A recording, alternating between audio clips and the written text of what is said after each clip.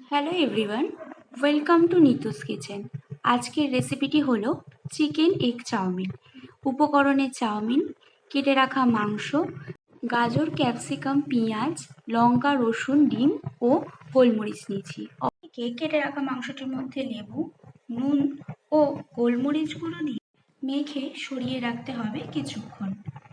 একটি কড়ার মধ্যে জল নিয়ে নুন ও পরিমাণ মতো সাদা তেল দিয়ে জলটি গরম হয়ে গেলে তার মধ্যে চাউমিন দিয়ে সিদ্ধ করে একটি আলাদা পাত্রে জল ঝরানোর জন্য তা তুলে রাখতে হবে।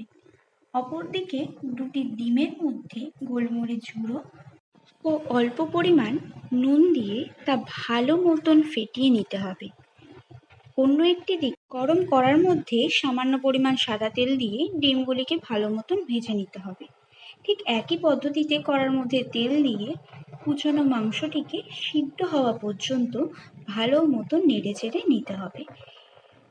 মাংসটি সিদ্ধ হয়ে যাওয়ার পর সেটিকে আলাদা পাত্রে তুলে সেই কড়ার মধ্যে সাদা তেল দিয়ে একে একে রসুন কুচি, পেঁয়াজ কুচি দিয়ে হালকা ভেজে নেওয়ার পর তার মধ্যে কেটে রাখা লঙ্কা এবং কেটে রাখা গাজর ও কেটে রাখা ক্যাপসিকামগুলি দিয়ে নেড়ে চেড়ে স্বাদ মতন নুন দিয়ে সমস্ত কিছু মিশিয়ে নিতে হবে এবং তার মধ্যে ডিম ও ভেজে রাখা মাংসটিও দিয়ে নিতে হবে। সমস্ত কিছু ভালো করে মেশানোর পর তার মধ্যে গোলমরিচ গুঁড়ো, সিদ্ধ করে রাখা চাউমিন সম্পূর্ণ পরিমাণে দিয়ে তার সবজির সাথে ভালো মতন নেড়ে চেড়ে মিশিয়ে নিতে হবে। তারপরে স্বাদ মতন নুন ও সয়া সস দিয়ে চাউমিন ও সবজিগুলির সাথে মিশিয়ে নিতে হবে। খানিকক্ষণ নেড়ে চেড়ে নেওয়ার পর তৈরি আপনাদের মন পছন্দ চিকেন এগ চাউ।